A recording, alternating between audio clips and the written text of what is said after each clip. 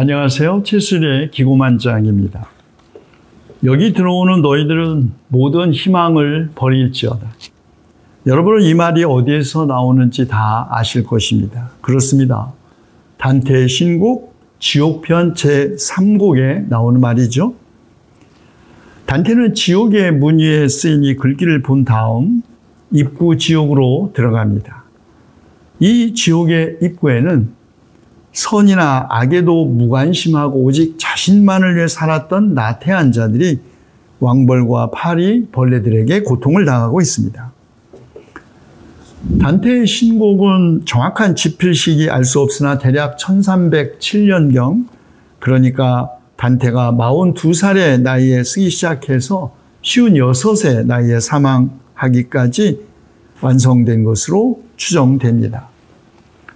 첫사랑 베아트리체의 죽음과 정치적 망명이라는 아주 깊은 상실감과 고통 속에서 신곡의 집필은 단테에게 단지 정신적 위로를 넘어 그의 삶의 이유였을 것이라고 생각됩니다. 여러분은 단테하면 또 곧바로 베아트리체를 생각합니다. 맞습니다. 단테와 베아트리체의 이야기는 너무 잘 알려져 있죠. 이탈리아의 피렌체 출신의 단테가 9살의 나이에 동갑내기 소녀였던 베아트리체를 먼 발치에서 보고 한 번에 반했고, 베아트리체가 24살의 나이에 세상을 떠날 때까지 그녀를 짝사랑한 단테의 삶과 작품에 아주 깊은 영향을 미쳤다는 이야기입니다. 그러나 9살의 베아트리체를 멀리서 본 후 사실 두 사람의 관계가 실제로 진전된 것은 아무것도 없습니다. 딱 한 번, 그 후 9년의 세월이 흐른 후에 단테는 길거리에서 다른 두 여인과 함께 걸어가는 베아트리체를 마주쳤습니다. 그런데 베아트리체가 상냥하게 그에게 인사를 건넸다는 것입니다. 베아트리체가 단테를 정말 좋아해서 그랬는지 아니면 모든 사람에게 상냥하고 친절했던 베아트리체의 성품 때문이었는지는 모르지만 어쨌든 이 사건으로 단테는 사랑에 더 깊이 빠졌습니다.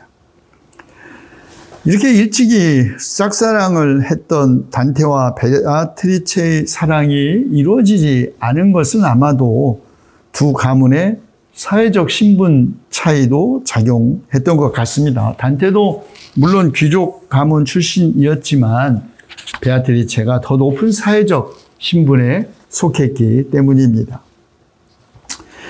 베아트리체는 1287년 당시 은행가 출신 바르디 가문의 시모네와 결혼했는데 24살의 나이에 세상을 떠났습니다.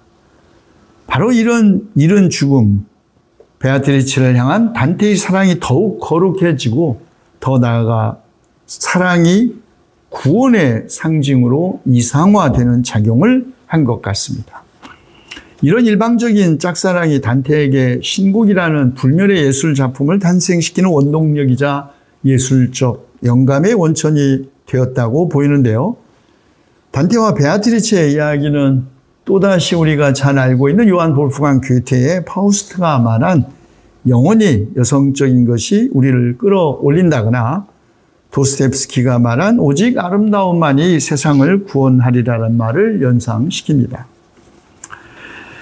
간단하게 알리기리의 단테의 삶을 좀 살펴보겠는데요. 원래 그의 본명은 두란테 델리 알리기에리입니다. 두란테의 약칭이 단테인데요. 장수하는 날개가 달린 자라는 뜻을 가지고 있습니다. 단테는 이탈리아 피렌체의 소위 알리기에리 혹은 알라기에리 가문의 아들로 1265년에 태어납니다. 그러나 그의 어린 시절과 그의 교육에 대해서는 구체적으로 알려진 것이 없는데 그의 작품을 통해서 재구성해 보면 그는 아마 10살 때부터 도미니코 수도원과 프란체스코 수도원을 출입하면서 스콜라 철학과 신학을 공부했다고 합니다. 그 외에도 중세 교양 학문인 사막, 라틴, 논리학, 수사학과, 사학, 산술, 기하학, 천문학, 음악 등을 공부한 것으로 생각됩니다. 단테는 당시 관습에 따라 12살의 나이에 젬마 도나티라는 여인과 약혼을 했고 그 후 26살의 나이에 그녀와 결혼하여 4명의 자녀를 두었다고 합니다. 20살의 나이에 단테는 시칠리아 전쟁에 참전했는데요. 전쟁 체험, 단테의 세계관 형성에 큰 영향을 미쳤을 것입니다. 단테는 결혼과 함께 피렌체와 피사를 중심으로 적극적으로 정치적 활동에 나섭니다. 피렌체는 12세기부터 사실은 시민들이 대표를 선출하여 통치하는 자치적인 도시국가로 발전했습니다. 35살의 나이에 단테는 피렌체 시협의회 회장으로 선출되어 정치활동을 하는데요. 당시에는 교황과 신성 로마 제국 황제 사이의 갈등이 아주 심화되고 있었습니다. 단테는 교황을 옹호하는 파를 지지했는데요. 교황 옹호파는 또다시 소위 흑당과 백당으로 분열되어 전쟁을 하게 되었습니다. 권력투쟁에서 승리한 흑당은 그 당시 백당에 속했던 단테를 공금횡령과 부정부패 혐의로 기소하고 법정에 출두를 명합니다. 그러나 단테는 출두를 거부했고 피렌체 법정은 골석재판에서 단테에게 벌금형과 함께 재산 몰수 그리고 체포될 경우 화형에 처한다고 선고했습니다. 피렌체로 돌아갈 수 없었던 단테는 이때부터 20여 년간의 긴 망명 생활에 들어갑니다. 그리고 바로 이 망명 기간 중 42살의 나이에 단테는 신곡을 집필하기 시작합니다. 그 외에도 철학 윤리 문제를 다룬 향연, 또 단테가 18살부터 7, 8년에 걸쳐 베아트리체에 대한 사랑을 다룬 새로운 삶, 또 이탈리아 토착어를 언어학적으로 분석한 토착어에 관하여 등을 저술했습니다. 작품 활동 외에도 단테는 망명 시절에 백당의 남은 지지자들과 함께 흑당에 저항하여 피렌체를 무력으로 탈환하려고도 했지만 실패합니다. 1315년 피렌체 당국은 정치적 망명자들과 추방된 사람들에게 사면을 베풀었지만 아주 굴욕적인 조건을 요구했고 단테는 이를 거부합니다. 어디에도 정착하지 못하고 떠돌아다니면서 망명 생활을 해야 했던 단테는 1318년부터는 라벤나로 돌아가 구이도 영주의 보호를 받으며 삽니다. 그러다가 그의 사신으로 베네치아를 다녀오던 길에 말라리아에 걸려 56살의 나이에 생을 마감합니다. 단테가 살았던 13세기 후반의 이탈리아는 중세 말기의 정치적 혼란과 또 르네상스의 서막이 맞물린 사회 문화 전반에 걸쳐 아주 큰 격변의 시대였습니다.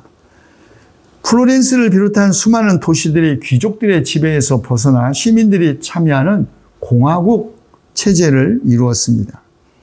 하지만 이런 공화국들은 내부적으로는 귀족과 평민 사이의 갈등, 또 외부적으로는 도시들과 영토 확장 경쟁이 심화되면서 불안정한 상태가 지속되었습니다.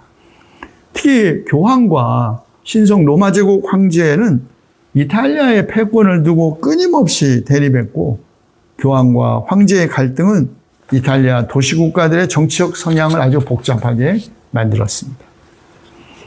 한편 이탈리아의 도시들은 지리적 이점을 살려서 아주 활발한 사업활동을 펼쳤고 부유한 상인 계급이 성장했습니다. 이들은 도시의 정치에 적극적으로 참여하면서 새로운 사회 질서를 만들어 나갔는데요. 그러나 상인 계급의 부상과 함께 귀족과 평민 사이의 갈등도 심화되었습니다. 당연히 귀족들은 기존의 권리 특권을 유지하려 했고 평민은 당연히 더 많은 권리를 요구하면서 사회변혁을 촉구했습니다. 게다가 유럽 전역을 강타한 아주 흑사병은 사회적 혼란은 물론 막대한 인구 감소를 더욱 부추겼습니다. 단테 시대는 바로 이러한 르네상스 초기의 아주 격변의 시대였던 것이죠. 그리고 예술과 문학, 분야에서도 뭐 새로운 조류가 나타나기 시작하면서 라틴어가 학문과 종교의 언어로 사용되었지만 이탈리아어는 아주 문학작품 속에서 널리 민중의 언어로서 확대되어 이탈리아의 위상이 높아지게 되었습니다. 원래 신곡, 디바인 코미디 영어로 이렇게 번역되었습니다. 번역해 보면 사실은 신적 코미디, 희극이라는 뜻이죠. 코메디아, 희극을 의미하는데요. 아리스토텔레스가 그의 시학에서 분석하는 비극과 대비되는 개념입니다. 비극, 최고의 문학 장르로 아주 고귀한 주제를 고상한 문체로, 다시 말해 라틴어로 다루는 작품을 비극이라고 했습니다. 중세 유럽의 문인들은 모두가 거의 다 라틴어를 보편적 언어로 사용했는데요. 역설적으로 단테는 피렌체 민중의 언어인 속어, 즉 여자들이 서로 대화를 주고받을 때 사용하는 일반적인 언어로 작품을 썼고 저승여행이라는 세속적인 주제를 다루면서 바로 그 결과가 또 행복한 결과로 끝나기 때문에 코메디아, 희극이라고 불렀던 것이죠. 그런데 후에 르네상스 시대 이탈리아의 시인이자 작가인 보카치오가 신성하다라는 의미의 형용사 디비나를 앞에 붙여서 신성한 희극으로 불리게 된 것입니다. 보카치오는 최초의 단테 학자로 꼽히는 인물인데요. 단테가 세상을 떠난 후 반세기가 지난 1373년 피렌체 당국의 허락을 받아 단테와 신곡에 대한 강연을 하기도 했습니다. 보카치오의 지적에 따라 1555년 베네치아에서 인쇄된 판본에서 라 디비나 코메디아라는 제목이 처음으로 사용된 이후 그때부터 이 작품이 신곡으로 불리게 된 것입니다. 다음 시간에는 신곡의 순서를 따라 지옥, 연옥, 천국편을 나누어 여러분들에게 소개해 드리겠습니다. 경청해 주셔서 고맙습니다. 다음 시간에 뵙겠습니다.